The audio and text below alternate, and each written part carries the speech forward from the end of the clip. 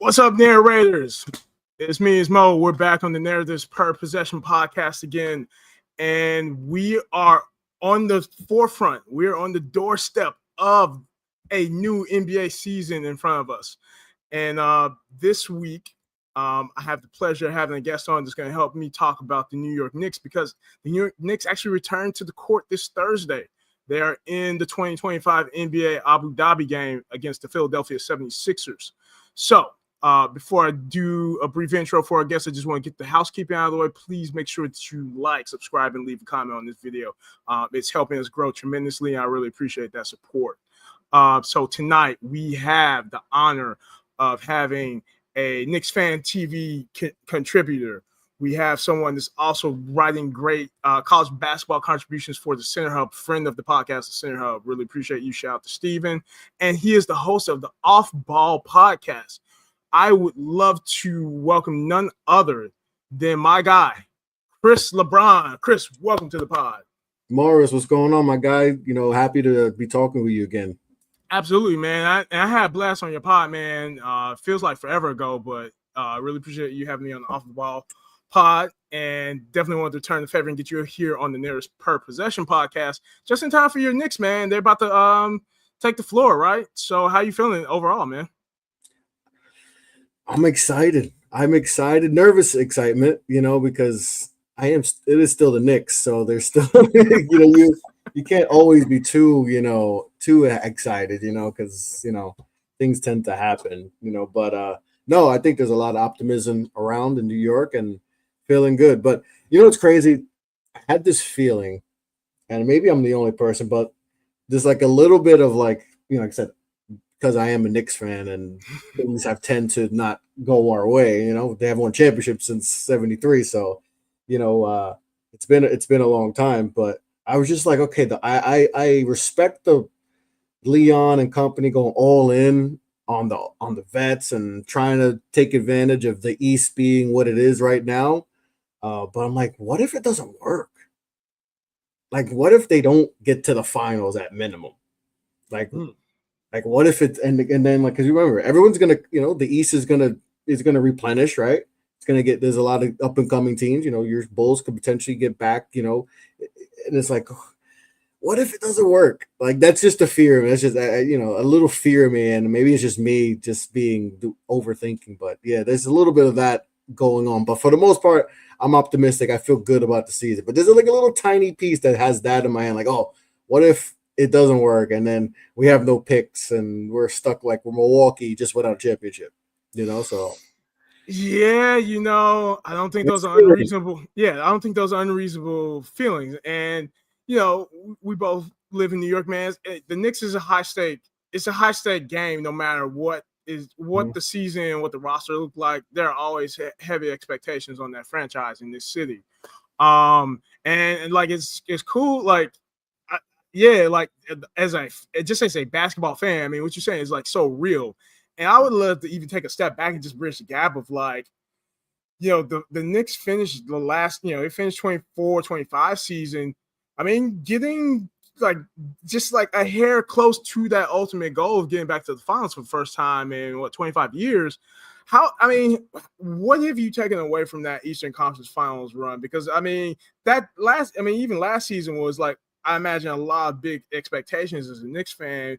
You go and you do the big trade for Cat. You swap out Julius Randle. And, it probably was shaky at times throughout that season, but it really did, at least probably on the surface level, you get to Eastern Conference Finals. So, I mean, that's somewhat of an accomplishment. Like, just what has it been like for you going on that journey of Eastern Conference Finals, kind of marinating on that over the summer? And here we are, locked and loaded, new head coach, and we're going to talk about that for sure. Like, what are all these feelings that you have as a fan with this recent journey? I mean, it's obviously like I mentioned before, like there's been some really bad years, and we've been kind of the laughing stock because we are New York, and when a New York team does really bad, you are going to be the laughing stock of any league, but especially in basketball, with all, the free agency 2019, not getting the number one pick. There's just so many things that, we've been through just in the last 6 years, and then you have the success you've had, the last few years, and but you still are like, okay, like we're in a better spot, but did we squander an opportunity the last 2 seasons? Like 2 years ago with all the injuries, listen, there's nothing you can do about that. I feel like if we were healthy, we'd beat Indiana, and maybe we don't beat Boston, but I think we give them a fight. That Boston team was really good, obviously, and they took care of business. But I felt like we could have gave them some. That would have been another step. But then last year, you just see what happened, and the Cavs get eliminated in the second round, and Boston was banged up. We took care of them, and it was like, okay, the biggest threat was Boston, and Tatum went down, and we took care of them. It was like, oh, we can get to the finals. Like, it's a realistic. And then everybody knows game one, what happened, up 12 with two and change left. And, you know, craziness just happened at the Garden, and Yeah. we blow that one. And it's just crazy. It's not just even the shot by Halliburton. Overtime, we didn't take care of business. And then, we lose in 6, and it's just like, man, you squandered an opportunity to get to the finals, at least get a taste, and so you can actually know what it's going to be to get there. So, but we're in another position like we are this year, and with the East is legit. It's there for us. I think we're the best team in the East. I know the Cavs are still going to be a good regular season team at best, but are they going to be? Have they learned from last year's playoff disappointments too, and have they toughened up? Who knows? But it's been obviously it's been fun, but I think we're past that point where we're cool with getting to places, and that's why and I talked to you about this. Like, I think I understood the pivot with making the whole head coaching changes. Like, it's like, hey, yeah, that's cool. He got us to the conference finals the first time in a quarter century, but we want to. Hey, the Larry O'Brien is there, so yeah, and it's like, again, like the Knicks are such a high stakes, high expectation franchise. It's just tough to be a head coach for that franchise, given like the persistent expectations and goals of championship or bust. Again, regardless of what the roster is and what's going on with the Knicks, it's just like I know that much being here. Like that's deep within the psyche of all Knicks fans. Like, you guys have been starving for it for generations, unfortunately, and yeah, it's tough for Tom Thibodeau. I mean, I think highly of Tom Thibodeau because of the history I had with him when he's coaching the Bulls. It will be interesting to see the transformation that Mike Brown sort of embarks on with this upcoming season. And as actually a good pivot, I'm curious. Like, did you catch any of like last week, any of the Knicks media day sort of like banter or any of the reporting out of that? I listened to some of it. I try not to get it's everything's always going to be positive and stuff, so it's hard to get a good grasp of stuff. But I was more in tune with the a lot of the reporters who were at the practices after. That's what I was like, okay, I want to see how he practices, how the guys are feeling, what's he doing, what the potential rotations, who's out there, just getting a grasp of that. But the actual media day stuff, that's always positive stuff for the most part. So don't get too much from that. For sure, yeah. And it's good that like the Knicks are like really first up. I think everything, whatever was said last week, you're gonna see it in real life in 2 more days, right? Like whatever they do, the first crack at it, seeing squad go against the Sixers. I think you'll get a good feel for it. The one thing I will call out though, and it's something that we retweeted earlier today on our narratives per possession social on X. I thought, shout out to Christian Winfield of the New York Daily News. I thought he actually did a really good report on sort of like at least like Mike Brown's opening sort of introduction to the media, and like at least like the vision he's trying to like project for the Knicks offense. It's interesting to me. I'd love to get your point of view on this. I mean, like, I would just distill it, or I would summarize it. It sounds like, the point A to point B, for at least the way Mike Brown sees it, is like last year, Knicks offense, you had understandably ISO heavy offense that revolved around Jalen Brunson. And what it sounds like is he's trying to like transform the offense to be a much more like, fast paced, movement, motion oriented offense. And it's not surprising given like the amount of time he spent on Steve Kerr's bench. Like I thought even when he went to the Kings, I was actually genuinely surprised by how much offensive sort of like juice he was able to squeeze out of that first year that like the Beam team, because he has a reputation as just being like this defensive coach. But like he's grown, it seems like, in his coaching over the years, where it's like he is a much more thoughtful offensive coach, and he's at least trying to bring in an offensive system to perhaps like give more balance to the Knicks team. So like, what do you think about like the prospects of like how successful do you expect Mike Brown to be in trying to transform this offense that you've seen now for the last few years with Brunson? Yeah, because it's crazy. I was just reading up on something earlier and said that Brunson led the league in uh, longest possessions per touch at like 6 seconds. I think I have it written here. 6 seconds. Okay, it was 6 seconds, and dribbles per touch at 6. So those are that's where we're kind of at. It's like he wants to have Brunson more off ball, not all the time, not at crunch time. He just wants him to have. He doesn't want to wear him out, leading down the stretch, because that seemed like at times that kind of was what hurt us. And maybe that's why we're sitting here and not talking about, hey, the Knicks made the finals for the first time in, since 99. So I think he wants to really make sure throughout, non-crunch time that, hey, we get Brunson moving around, we get him more spot up shots, and not have to make him work so hard. Now, yes, that's Brunson's game.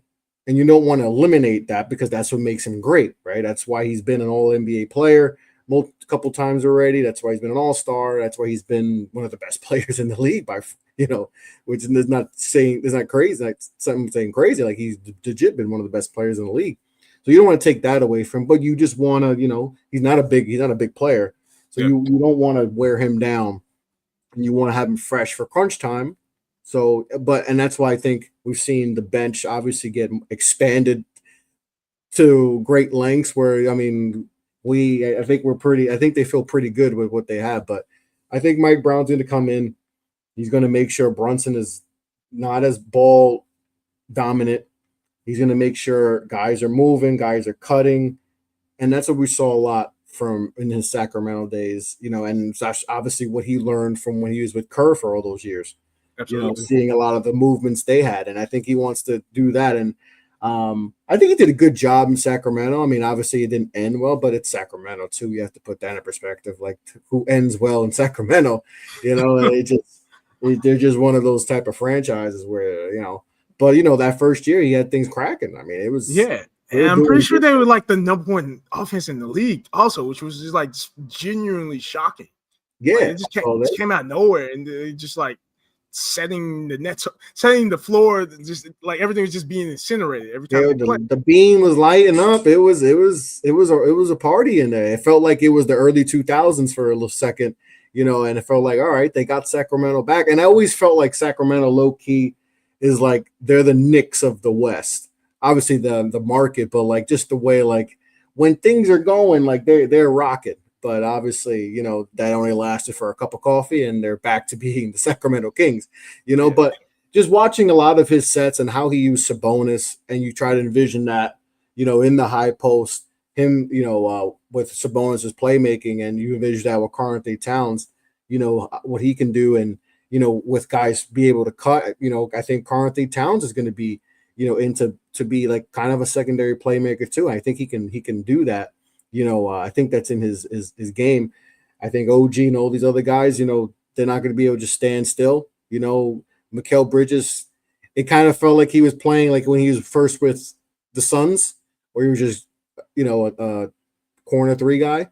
And not that you want him to play fully like he did in Brooklyn, like a number one option, because I don't think that's what he is, and I don't think that's what you need to win a championship. But you got to utilize him a little bit, more. We're letting him get in the ball in his hand a little bit more. Let him be creative, because that's, that's how you want to get your scores going. So, and I feel like he was too stagnant, and that was more of Tibbs and just, how the offense went. There was not a lot of creativity at all. With Mike Brown is going to be a lot more of creativity, a lot more,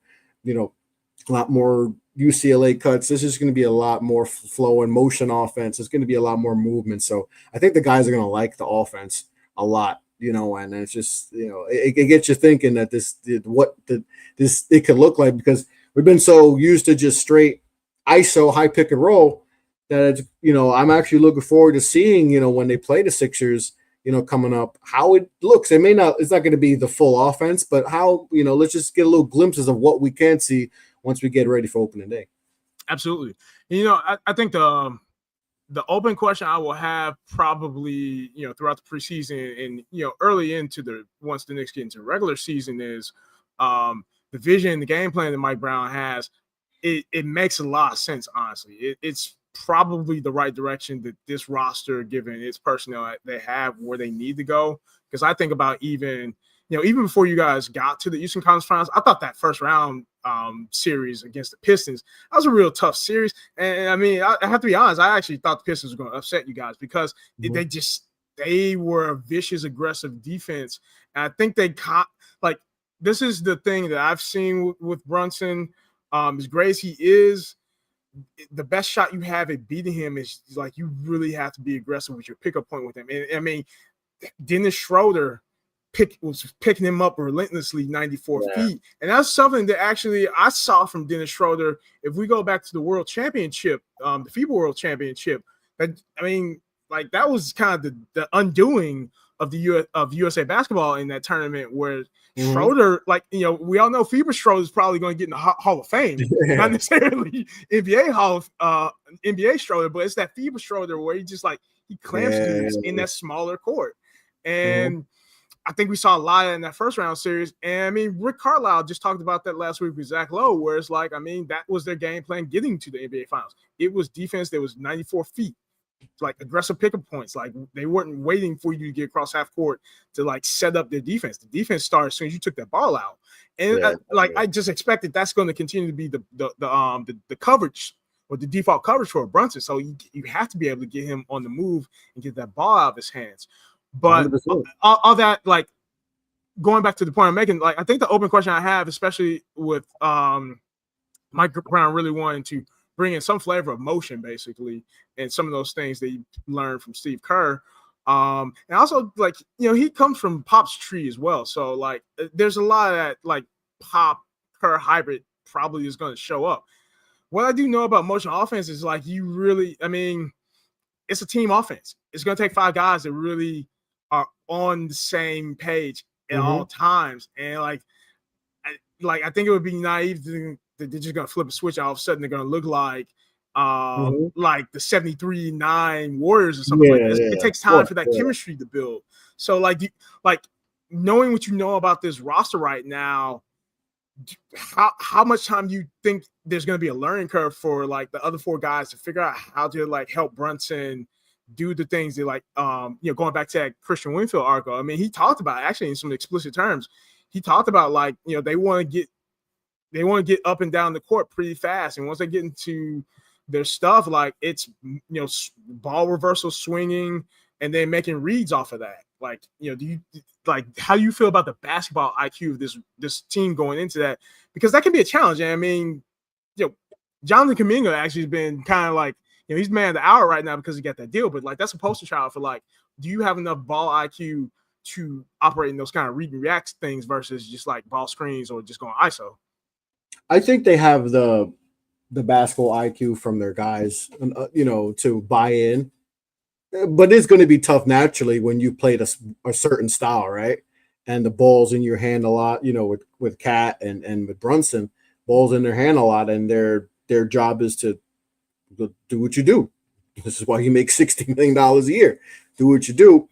But now it's going to be, okay, we still want you to do what you do, but we need to, there's a different way we got to get there. It just can't be once we cross half court. It's Brunson or Cat, 2-man, figure it out. No, it's just, we're going to have to be creative. And are you guys ready for that? Are you ready to set off-ball screens? Are you ready to cut? Are you ready to do all the little things that it's needed to win a championship? So, and that's going to be the thing. Are they going to buy? And that's why I'm really intrigued when they play the Sixers. Do we see little things, and do you see guys buying in? Because listen, everyone needs to buy in. Hey, I think they're at a point where if you're 10 plus years in the league, you've been all-star, you've been all NBA, he was all NBA in his first year as a Knick. At this point, none of that stuff matters. You've accomplished all that. You're making $60 plus million. None of that matters. If you're Brunson, you're at the tail end of the honeymoon phase. Like it's you're approaching the last day, and it's like, okay, and then eventually it's going to be like, the fans are going to be like, all right, we love you, but eventually I need to, we need to see some. We want results, legit results. So I think if they have that mindset, which I truly believe they do, that team mindset, that they'll buy in and whatever they got to do to win. Now, there's still some things I worry about, especially with the shooting. I don't think, and like Josh Hart's role, I don't know how he truly fits in a Mike. I think he was all Tibbs. He's a Tibbs guy, the ultimate Tibbs guy. Like he just a junkyard dog. Like you just do all the dirty work. But we saw in the playoffs, there was times it's like, yo, Josh should not be playing. Like he's getting overmatched defensively, because he's technically a power forward, but he's 6'4". Yeah, right? He's doing like that PJ Tucker-ish kind of like. But if you're not shooting like PJ, at least PJ can shoot the corner three, and he could play a little bit of defense to not make him to make up for that, his lack of size. Josh Hart doesn't. He's not. It was crazy. They tried to play him like Aaron Gordon, but he's 6 inches shorter and no 40-inch vertical. And if we had an Aaron Gordon, it'd be perfect. But we don't. They try to play him like that, and that's so. I wonder how he fits in, and if listen, they also are crazy close to the apron. They are a tax team. They're trying to cut some type of salary too. That is also on the back end of everyone's mind too with the new apron rules. So is he someone that they try to flip so they can get some relief because Mitchell Robinson's up for an extension and he's very important to what we need to do. But what do you pay him what he wants? He's going to want $20+ million. Do you give him that? So there's some things that roster wise they still need to address, especially shooting wise. But overall, I think they're still in a good spot. But they're it's not the most perfect roster, but there's still some things I need to get. But overall, I still like how they look though. But there's still some things I need to be tinkered with. Oh, for sure. Yeah, just as a data point, at the moment, Spotrac has the Knicks as 8.1 million over the first apron. So that's actually an interesting call out.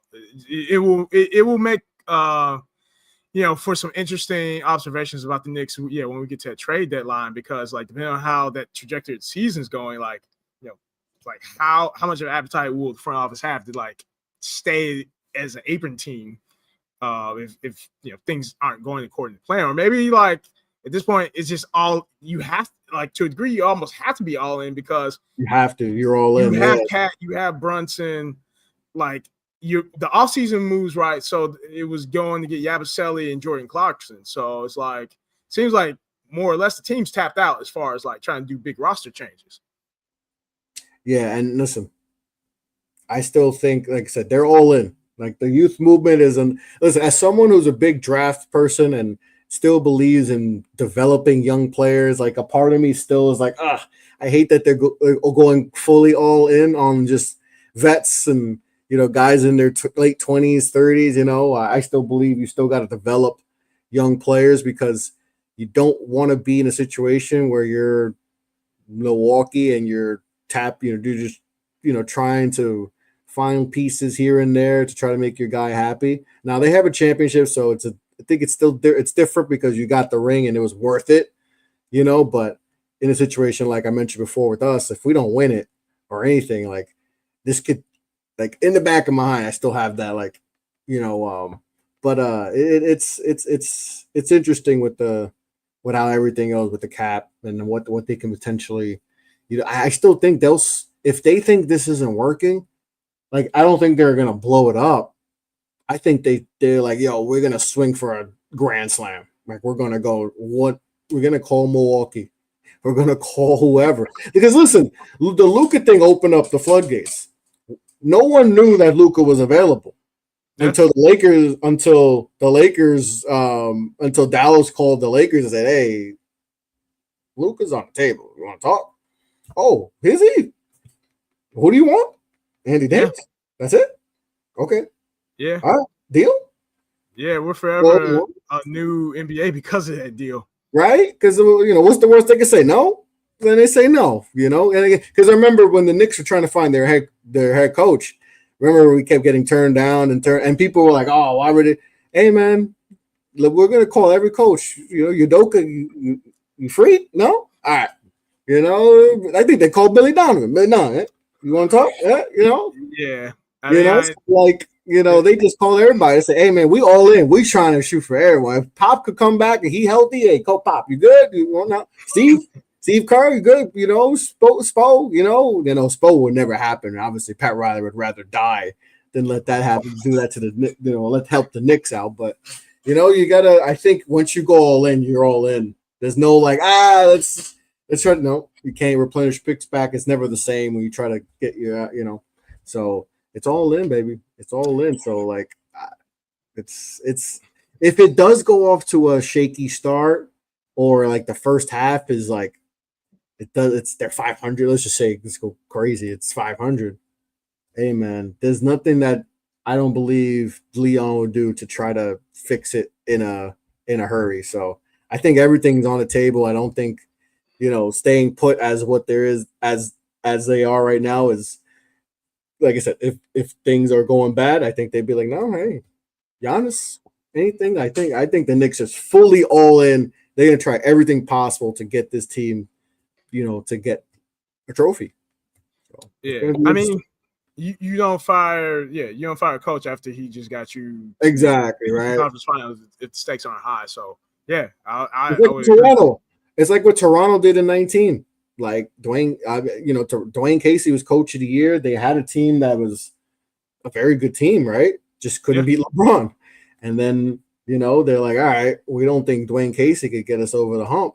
And they were like, no, we're gonna get Nick Nurse. They go get Kawhi. LeBron just happens to leave.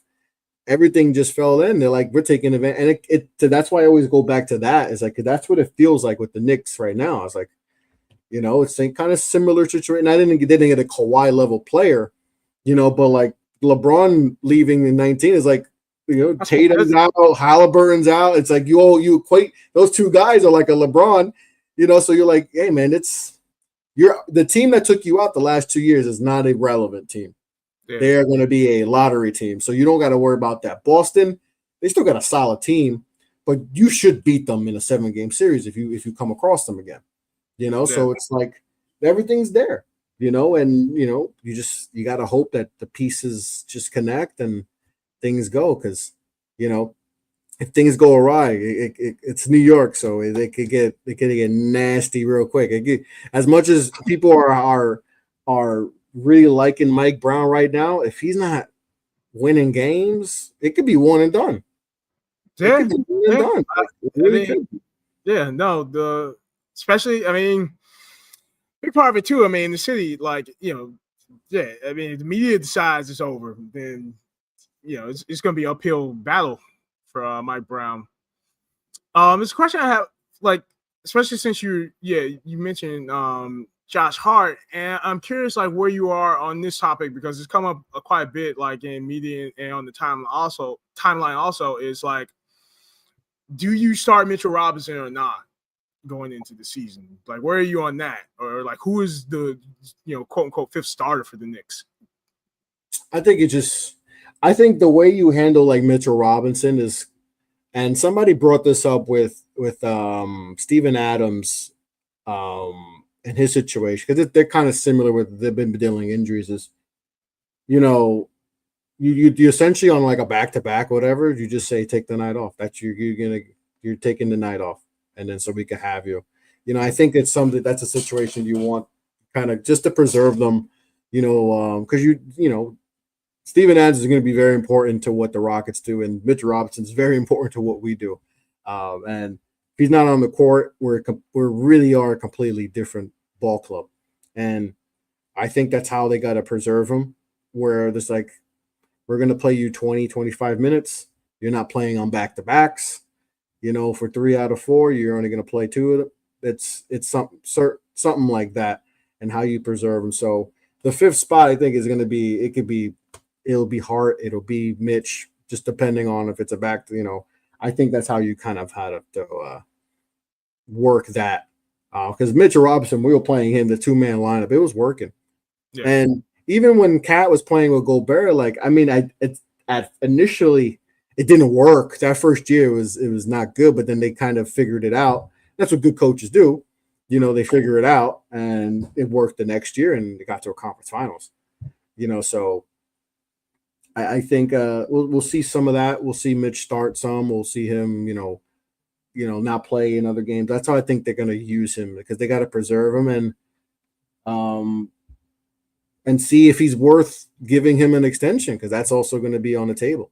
Is he worth giving him what he wants and what he probably deserves, honestly, because he's such a he's one of the best maybe the best offensive rebounder in the game. We know how much offensive rebounds are so important, getting second chance points.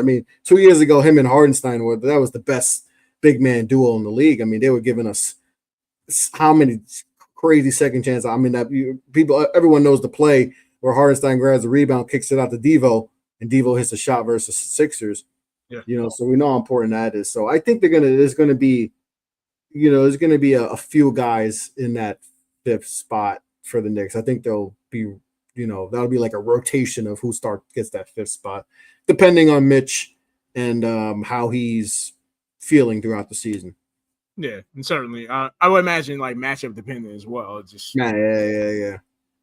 Definitely matchup dependent. So we'll see with that. But like I said, I heard someone say that with Steven Adams, and I was like, I think the Knicks should have that same approach, where, hey man, if we're playing back to back, nope, you're not playing, or it's if it's 2 out of 3 games we're playing, 2 out of 3 nights, you take that second night off.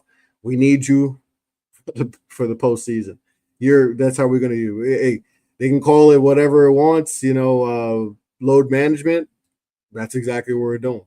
We got to preserve the big man, because if we don't have you, it's going to be tough when we play teams that, we play the Orlandos, when you got to handle, a lot of their size down low, So I think, even with, same thing with Cavs, they still got some bigs, I question their toughness, because I don't know about you, but that game 2 where they all missed, 3 of their guys were out, but then they wound up playing game 3, and Spido out there killing himself, and you guys don't show up. I don't know, that rubbed me the wrong way. And I think that toughness, something I thought they had more toughness in them, but that showed me, hey, if you could have played game 2, if you could have played game 3, you could play game 2, and that was the difference in the series. Now you lost both games at home, and now you got to work that much harder, and they obviously lost. So my opinion of the Cavs definitely changed after the way they went out this playoffs.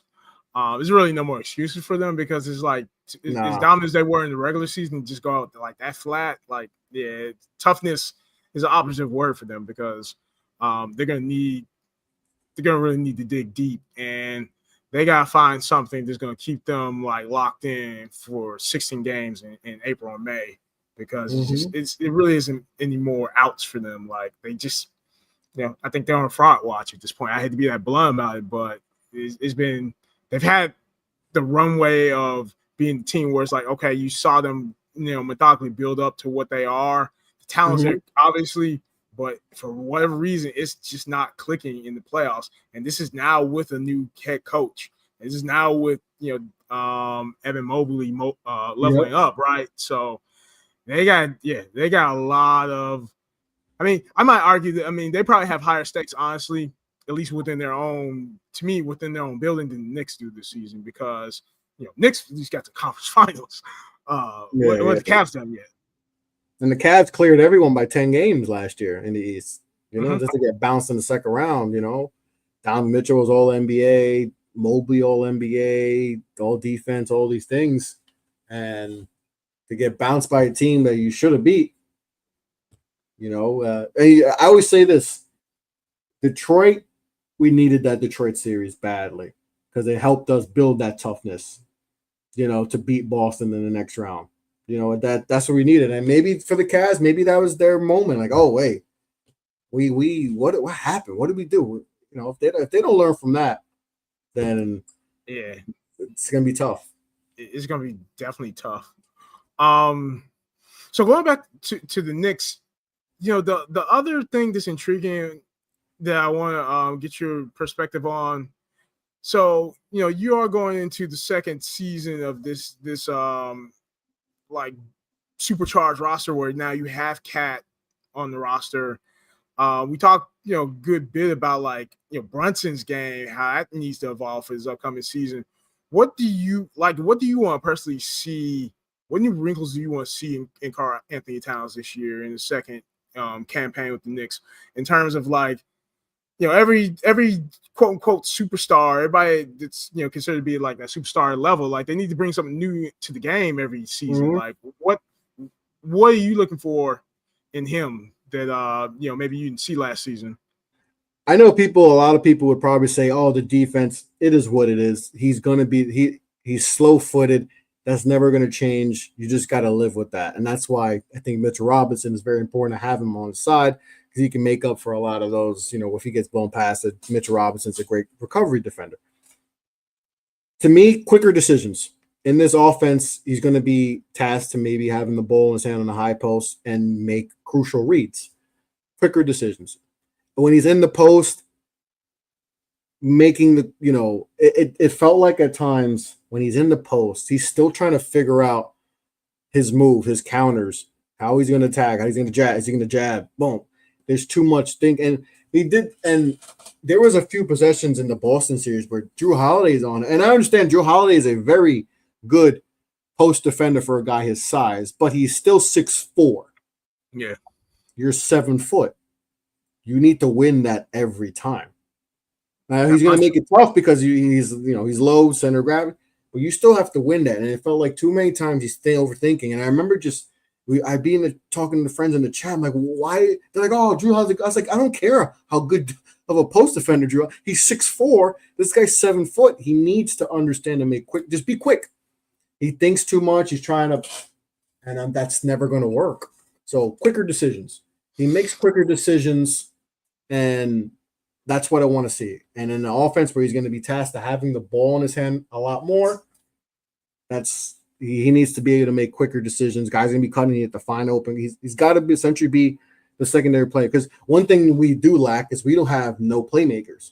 Now Brunson did better in the playoffs and throughout the season as a playmaker, but that's not his game. And we need to be more creative. We need to get people who are going to make everyone's job easier on offense. So if Towns can do some of the Sabonis stuff, that's going to be tremendous. So just quicker decisions from him. We can make quicker decisions in the post, quicker decisions on the high post when he has the ball in his hand. Try to, understand when the double team's coming. Don't turn the ball over. Pass the ball real quick. It's just all about, just having more, better awareness, for that so we can avoid the stupid turnovers, and that stuff like that. So it's just a little bit of the awareness needs to be a little bit more and just quicker decisions. If he does that, that's all you really need because I'm the defense it is what it is. I'm not going to trip over that. It's frustrating, but he's not going to change. Being slow foot, you're slow foot. You think he's going to get better in year 11? That's just not going to happen. So, we just got to hope everything around him, with this offense, that it helps the defense out, that they're not as tired because there was times where, it looked like we were a little tired offensively because you're just trying to figure out something because we're in a hole and, it affected the defense. So hopefully that's not the case this year with the way this offense is. It a lot more easier shots and, putting guys in better position. So yeah, for just Towns, just making easier, smarter decisions, quicker decisions. And that's what I really want to see from him. Yeah, I agree with you wholeheartedly. And I have to think Mike Brown, if he hasn't already, I'm sure there's some level of ongoing conversation that he's having directly with Cat about like, the offense that I want to run, if we're going by like what he said, what Mike Brown said publicly, it's going to be fast paced. It's going to be getting up and down. It's going to be about moving, ball movement, player movement. That all requires like very sharp, like quick decision making, right? And in a lot of ways, I would even take it a step further from what you said of like Cat trying to do some of the Sabonis stuff. He probably like I would imagine if Mike Brown gets the offense, if he gets the outcomes of his offense that he really wants, it will be because Cat found a way to tap into the peak offensive version of Draymond Green. We know he's not going to do the defensive side of it, but like the peak Draymond, where like Draymond, when you had like point Draymond is getting like triple doubles without necessarily being a dominant scorer, but somehow he still found a way to get the triple doubles because like his ball movement was so precise and he knew exactly how to make the reads. That's what Cat has to me. I agree with you. Cat has to be able to like, learn post split action, like get ready to learn that. Like you gotta be able to see the floor, make the cross court passes, and just keep that ball moving. And at the same time, leverage the fact that you do command respect as a shooter to where like it's either you take the shot or you pass the ball quickly. It's not like you can't ISO that much. Mm-hmm. Exactly. So it's just that. It just if Cat can do stuff like that and expand his game with that and understand those reads, and they'll be in good shape. If he can expand that, like I said, the other stuff, the defense, like I said, you can't control that. That's whatever. But if guys could just make quicker decisions, that's the difference between us going home and being in the finals. Because there was a lot of moments like that, double teams, Tat's getting because he's just thinking too much. Sometimes you just got to make quick reads, and trust your team. And I think with this offense, we'll see a lot of that more with making the quicker decisions. Because when you're playing stagnant offense and guys are just standing, when it looked bad at moments last year with him, when he has the ball. But now with this type of offense, guys moving, we'll see what happens. Yeah. Yeah, I even read. I mean, yeah, I said I expect Mike Brown to challenge Cat a lot on that front. Oh, he's challenging everybody. That's what I like about him too. Is what's crazy with Tibbs is he has this stern persona, but he was kind of laid back and stuff.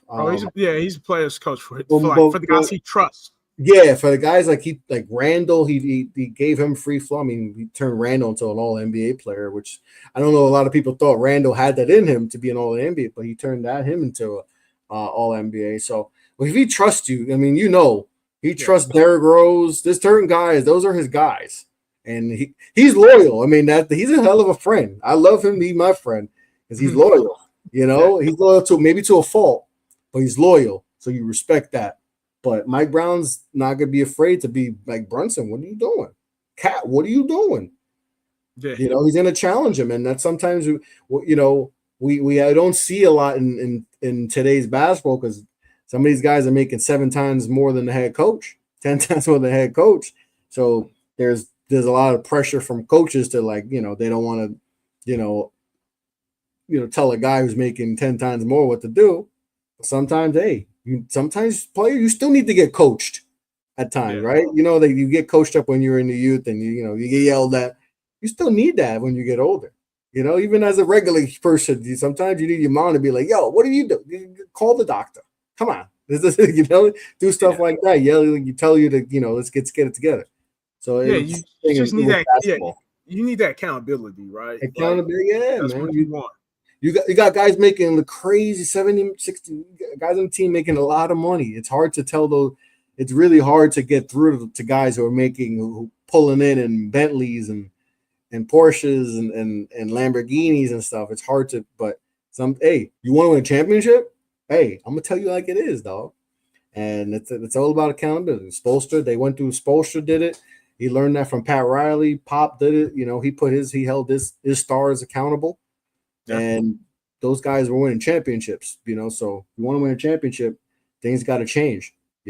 Sometimes, change can be scary. Sometimes people don't like change, but sometimes change is necessary if you want to get to where you need to be. So the Knicks are going to go through that. And it's It's gonna have his ebbs. It's gonna have his ups and downs. It's gonna be bumpy. It might be scary, but if everything goes the way it should go, knock on wood, no injuries, no major injuries. Because we all know that too. Like injuries are that dictates who wins. Like the healthiest team. Like we've looking at the finals from last year, OKC versus Indiana. I mean, OKC. If Halliburton isn't hurt, we might be talking about I think it's OKC. the Pacers. Yeah, I honestly thought if Hallie didn't go down, Pacers were about to shock the world. Pacers would have the most shocking NBA championship in a since one. Mavericks, Yeah, probably Mavericks. Yeah, and we were talking about Halliburton, like, whoa. That would be an all-time run, basically, that people it'd be an all-time run. Like you took down the team that won 65 games, 66 games, took down the Knicks. Like you would have a run and then you took down the OKC team that won 68 games, MVP, all defense, two guys all NBA, all these guys that all these young talent they have, and you took them down. Yeah. We talk about it different, but it's crazy how just an injury can change everything. I mean, look, the Warriors when KD got hurt, he's Achilles. It kind of derailed another Warriors title. That's a three-peat. That's a three-peat right there. Where that's the first three-peat since Kobe and Shaq. So we talk about them. Maybe KD it may have altered the NBA because we might have a whole different NBA if the Warriors win that year. And we were not talking about the Raptors the way we just talking like, they went all in, they win championship. They're like, oh crap, they did all that and they didn't win a championship. There may have never been a Pablo Torre investigation. There'd be no Pablo Torre, it'd be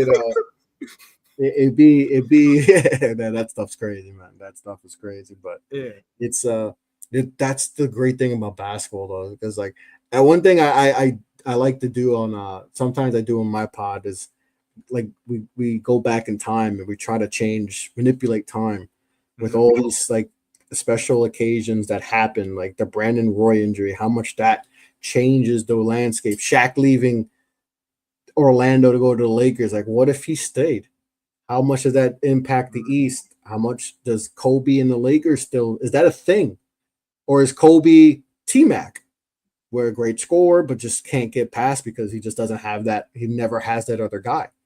So it's great. I love going through those rabbit holes with basketball with the big what ifs, but hopefully there's no what ifs with the Knicks because I'm tired. We have enough what ifs. 2013 was a big what if Roy Hibbert doesn't block the shot. We have a lot of what ifs. I'm tired of what ifs. I just want to hold the trophy. And we don't want to see them hold the trophy because if we do, man, it's going to be crazy.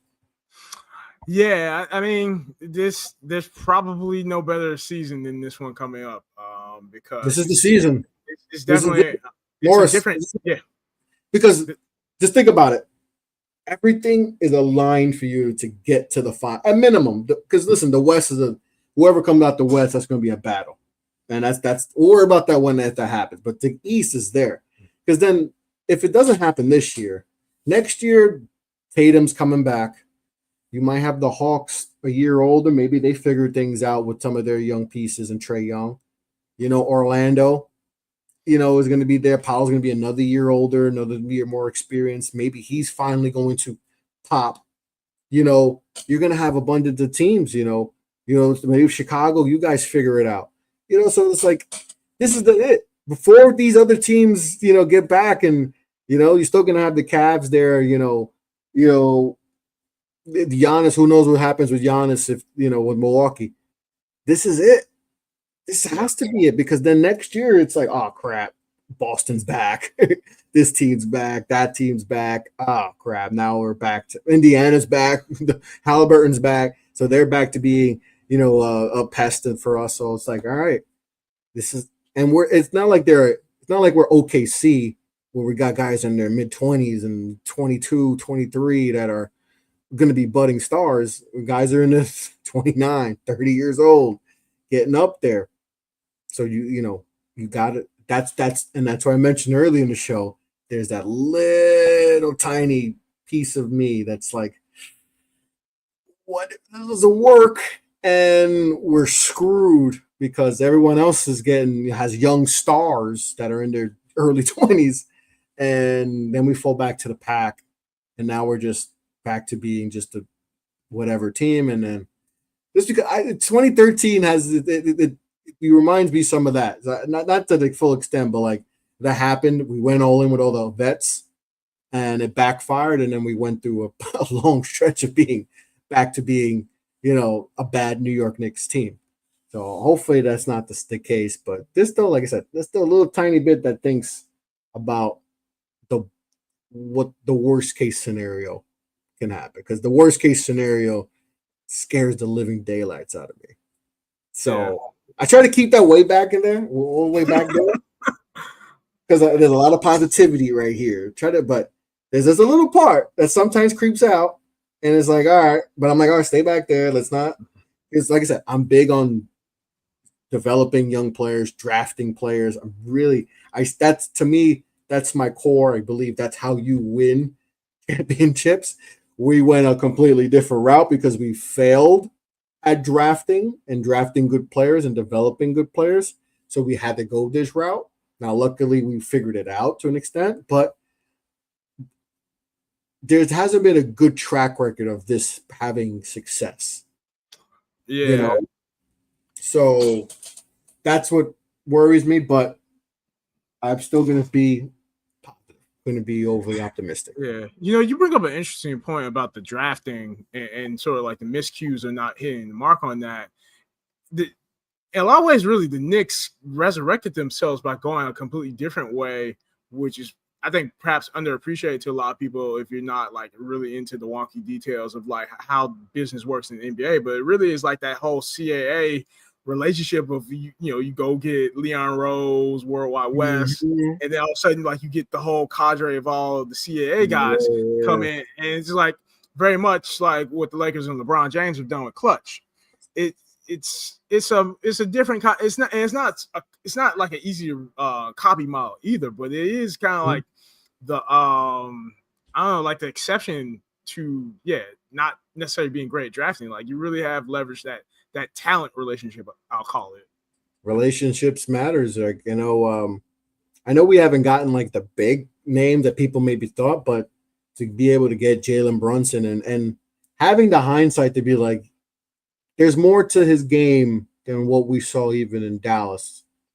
As when Luka was out, or him playing good minutes. Even in a backup role, like there's more to it. Having that vision to have that, and then just it's I do give them credit for they realized they've messed up on some drafts. They haven't hit on certain players and pivoting real quick and trying to cover up the wound, put the Band-Aid on it quick before it gets bad, and figuring out, all right, RJ Barrett quickly, these guys maybe good players but don't know if they're championship level players, flip them for OG, and then that's not, a lot of franchises wouldn't have done that.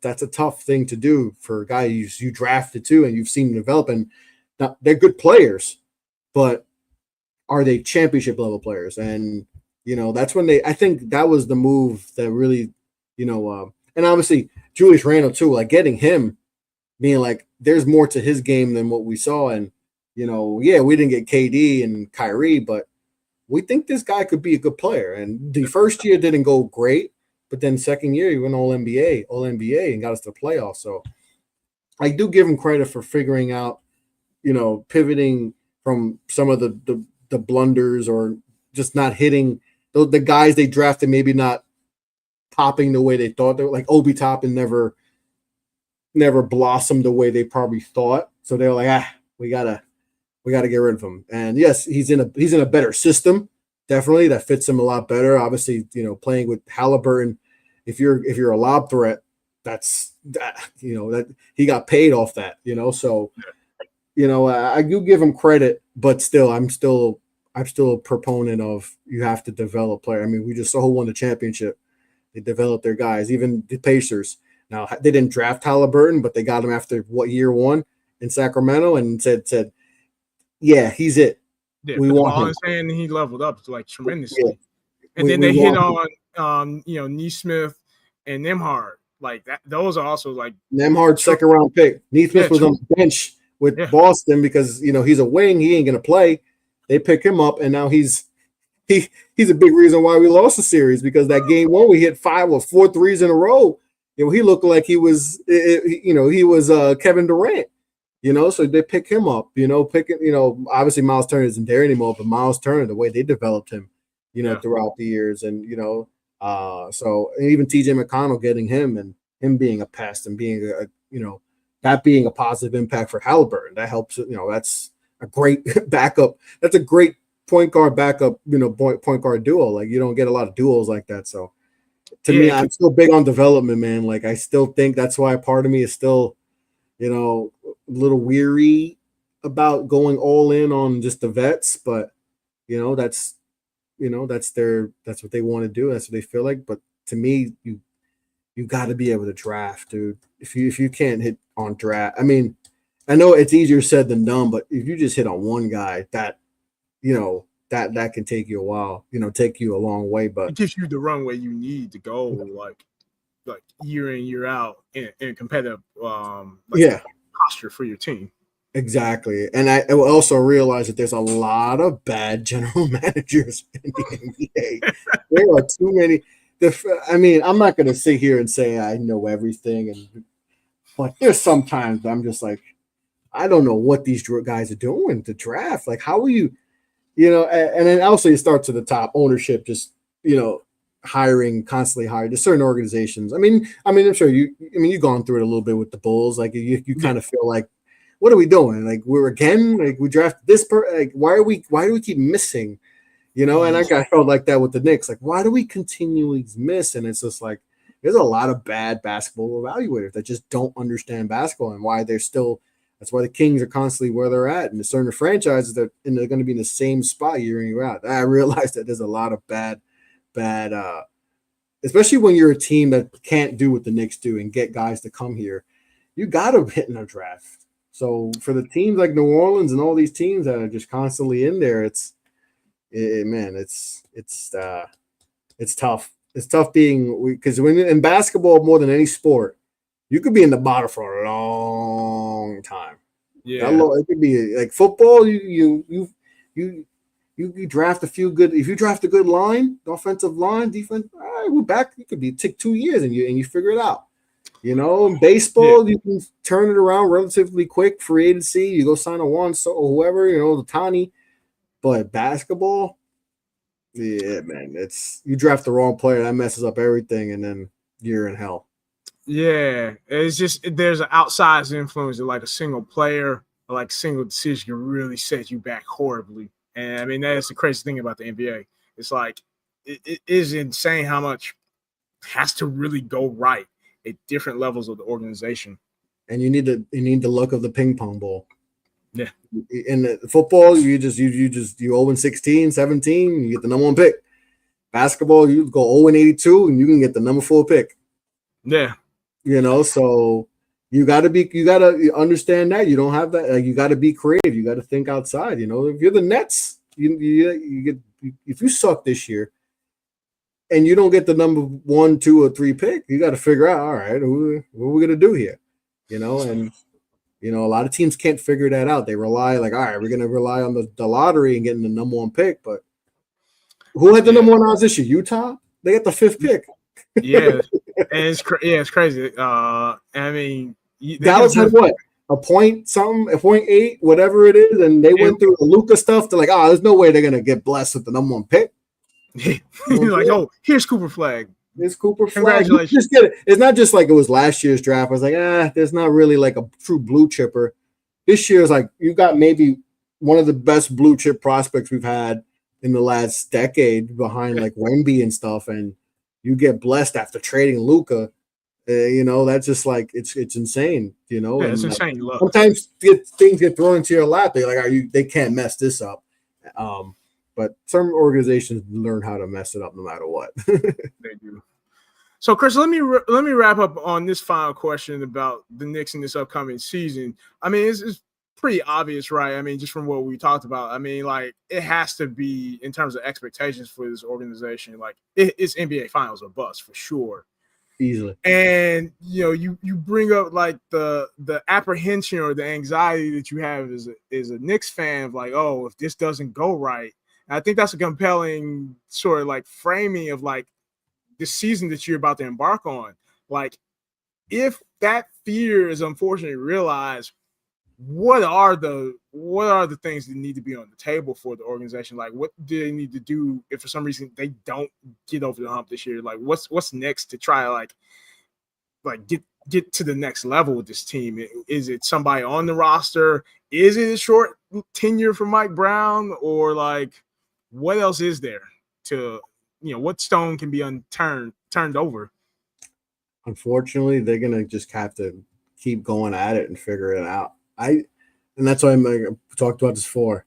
There's that fear right there. I see. Nobody likes that I'm big on the youth movement, but I would have a plan. People would not like it. They wouldn't like my plan because it would involve thinking about the future more than the right now, especially with the landscape of what the East could look like in just a year or two. I would try to be a year early on the movement instead of a year too late on the movement, if you get what I'm saying. Right? Yeah. You want to be ahead. All right. It's like, all right, are we just gonna run it back? Like, we're gonna run it back and we lose in the second round, and everyone's getting older, everyone's a little more beat up, and I rather get ahead of the curve and just be like, all right, but that's me. Nobody's gonna want to hear that. Even if I post it on Twitter, people are gonna curse at me, DM me, you don't know basketball.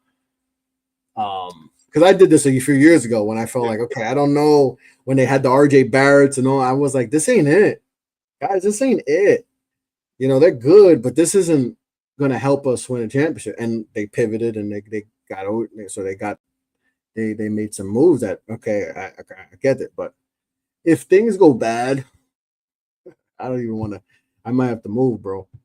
It might get. It has to be NBA Finals at minimum. It really does. It's a legit. I don't know if it's championship or bust as far as winning it, because obviously whoever we go against in the West, whether it's OKC, whether it's Denver, the Rockets, the Lakers, it's gonna be tough.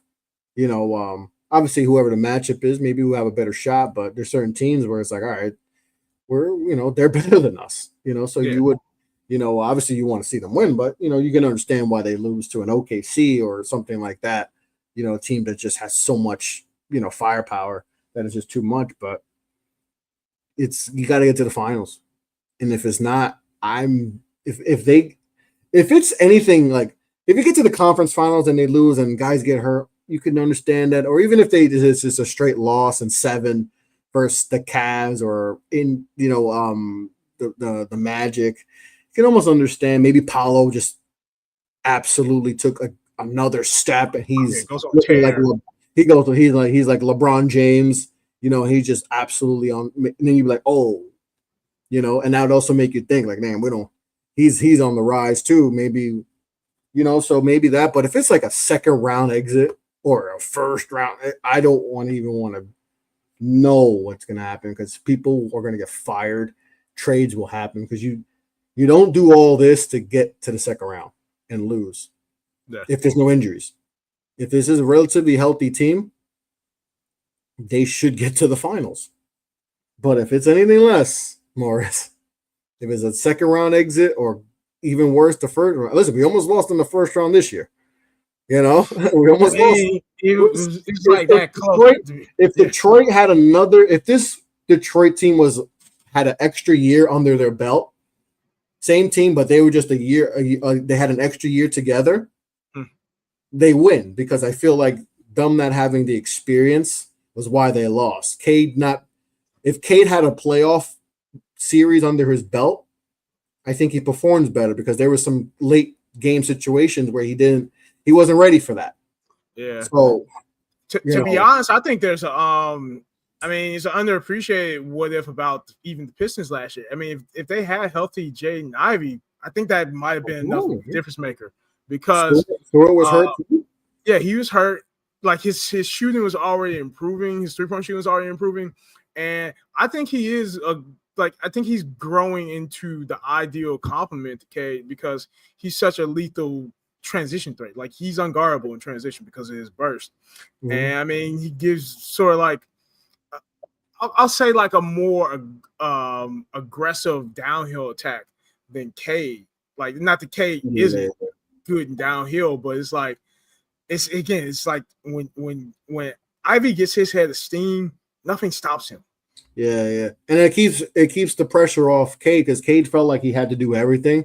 He had to be the scorer, facilitator, do all that, and I think that was a little bit too much for him. If you had Cade, he's eating Josh Hart like it's food, it's barbecue chicken, like Shaq said. So like we benefited that Ivy wasn't there, Stewart wasn't there, and they were just you're too young. And if they just had one, just maybe if they just went through a playoff series before that, even just one, they maybe take us down. So, you know, that's the thing is like that might not be the case this year. You play Detroit again in the first round. They coming for the chain. They not. Yeah, they wasn't scared to come to the Garden. They're gonna come take a chain. They ain't gonna be afraid. So. Can you take that punch? I think they needed that punch last year, the Knicks, and I think they won't let that happen again.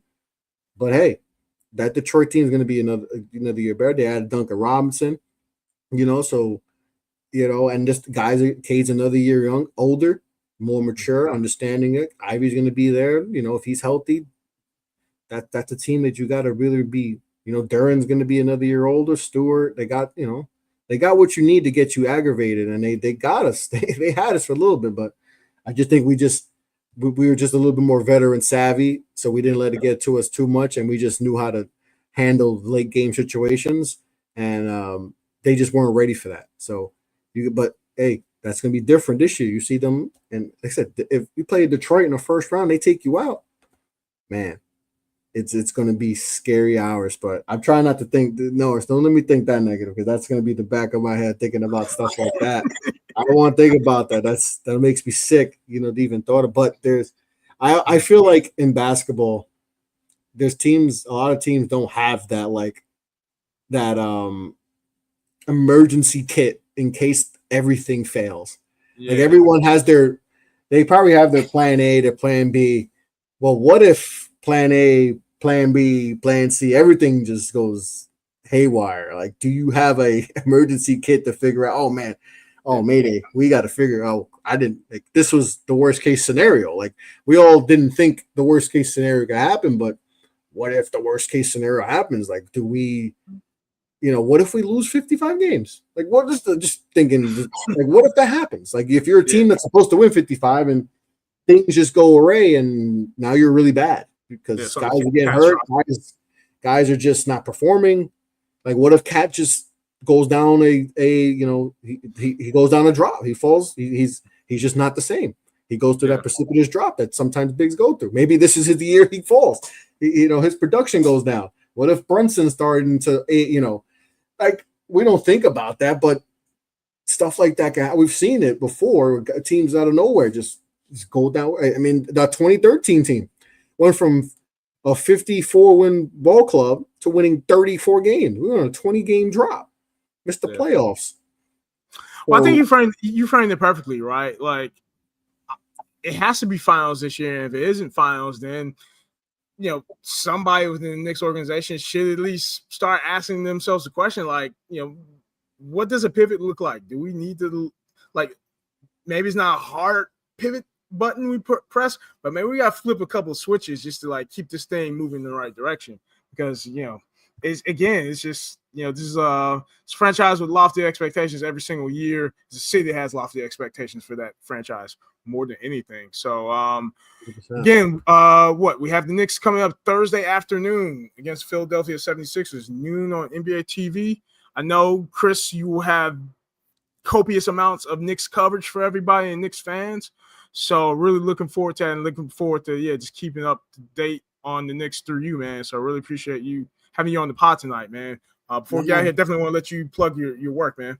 No, I appreciate you for having me on, brother. Always a pleasure talking hoop with you, and hopefully we get to do this a lot more this season. You can follow me at Off the Ball Pod on X, on Instagram, Facebook. The YouTube channel is Off the Ball Podcast. You could check that out. Links are in my Twitter, so you could check that out. Everything is there. I'm going to go back to doing more live. I'm on TikTok also too. I do some TikTok live. So, sometimes it's easier to just hop on the phone and just, go live than, doing the whole production. But I'm going to get back to doing Knicks stuff actually this week. We'll get back to that. Get back to some Knicks, getting back on live and talking some New York Knicks and doing all that good stuff. I'm also doing some college basketball coverage this season. I'm doing stuff for the Center Hub, covering a couple conferences. We got our college basketball preview magazine coming out, I think the 11th. Some good conversations with some pretty cool head coaches, in a couple conferences. I personally did the American East and the American Conference, so got some good intel and excited about that project and for guys to guys and gals to read up on that, because a lot of good independent journalists. I'm honored that Steven even thought about me for this project. So put a lot of work into those pieces. So looking forward to that. Come on, people reading it. But yeah, check me out, Off the Ball Pod. I talk all type of basketball, college, high school, recruiting, you name it, basketball. I try to talk about it. So I appreciate you again, brother. Absolutely, man. Yeah, thank you for coming on. And then I will plug, of course, subscribe to this Narratives Per Possession YouTube channel. We're growing tremendously. I really appreciate everybody's support there. Also, join our Narratives Per Possession Patreon community. We have written content out there, and we put some of our video content. We also put member exclusive content out there. And we have a huge, big announcement tomorrow on October 1st about something new that we're going to do with that Patreon community. So get yourself locked in for this upcoming NBA season. Join the community. Subscribe to our YouTube. And thank you all for rocking with us. And we will be back again with another pod to give you better basketball narratives. So thank you again, Chris, man. And be safe, bro. Peace out, brother.